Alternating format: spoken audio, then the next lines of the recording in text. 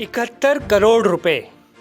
सोचिए, पूरे 71 करोड़ रुपए अब तक बिहार से जब्त किए जा चुके हैं। बिहार चुनाव से पहले कैश मिलने के मामले लगातार बढ़ रहे हैं। लेकिन क्या आपने कभी सोचा है कि चुनाव से पहले पकड़े गए इस कैश का क्या होता है और क्या इसे वापस भी पाया जा सकता है? अगर हाँ, तो कैसे? आइए आज इन सारे सवालों के जवाब जानते हैं। दरअसल बिहार में विधानसभा चुनाव होने वाले हैं। 6 नवंबर और 11 नवंबर को वोटिंग होगी, जबकि 14 नवंबर को नतीजे आएंगे। इसी बीच चुनाव आयोग की तरफ से लगातार छापेमारी हो रही है। चुनाव आयोग ने बताया है कि अब तक 71 करोड़ रुपए से ज्यादा की नकदी, शराब और बाकी चीजें जब्त की गई हैं। इससे पहले भी तमाम चुनावों में कई करोड़ रुपए जब्त किए गए थे। लोकसभा चुनाव के दौरान भी करोड़ों रुपए का कैश बरामद हुआ था। अब सवाल है कि इतने करोड़ रुपए की जब्ती के बाद इसका क्या होता है। आइए जानते हैं चुनाव के दौरान जब्त किए गए पैसे का क्या किया जाता है और इसे कहां रखा जाता है। सबसे पहले ये जान लेते हैं कि चुनावों के दौरान कैसे और क्यों कैश को जब्त किया जाता है। दरअसल चुनाव के दौरान कई दस्ते तैयार किए जाते हैं जो अवैध कैश और शराब जैसी चीजों पर नजर रखते हैं। इस दौरान चुनाव आयोग की टीम किसी को भी रोक सकती है और तलाशी ले सकती है।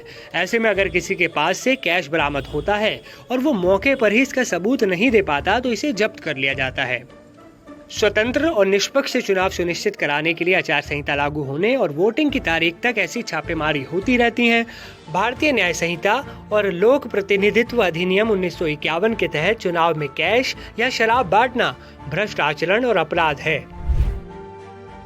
चुनाव आयोग की बनाई गई टीम कैश की जब्ती करती है, लेकिन बाद में ऐसे मामलों को इनकम टैक्स विभाग को दे दिया जाता है। आईटी विभाग इस बात की जांच करता है कि कैश कहां से आया और किस चीज के लिए इस्तेमाल किया जाना था। अगर किसी व्यापारी या फिर दूसरे व्यक्ति से कैश जब्त किया जाता है और वो इसका हिसाब दे देता है, तो उस पैसे को वापस लौटा दिया जाता है।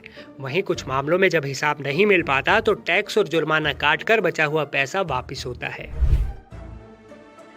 चुनाव में कैश का इस्तेमाल वोटर्स को लुभाने या फिर रिश्वत देने के लिए भी किया जाता है। ऐसे मामलों में पहले एक एफआईआर दर्ज होती है और मामला अदालत में जाता है। अगर कोर्ट ये फैसला सुनाती है कि जब्त की गई नकदी चुनावों में इस्तेमाल होने के लिए आई थी और इससे वोटर्स को खरीदा या लालच देने की कोशिश हो रही थी, तो ऐसे में इसे सरकारी खजाने में जमा करा दिया जाता है। सवाल है कि शराब का क्या होता है। चुनाव के दौरान नकदी के अलावा शराब भी भारी मात्रा में जब्त होती है। अब सवाल है कि जब्त की हुई शराब कहां जाती है और इसका क्या किया जाता है। ऐसी शराब को सरकारी गोदाम में स्टोर किया जाता है और फिर एक साथ इसे नष्ट कर दिया जाता है। इस पर बुलडोजर चला दिया जाता है। इसी तरह बाकी मादक पदार्थों के साथ भी यही किया जाता है, इनको भी नष्ट कर दिया जाता है। हम उम्मीद करते हैं आपको ये जानकारी अच्छी लगी होगी। अगर वीडियो पसंद आया हो तो इसे लाइक और शेयर करना मत भूलिएगा।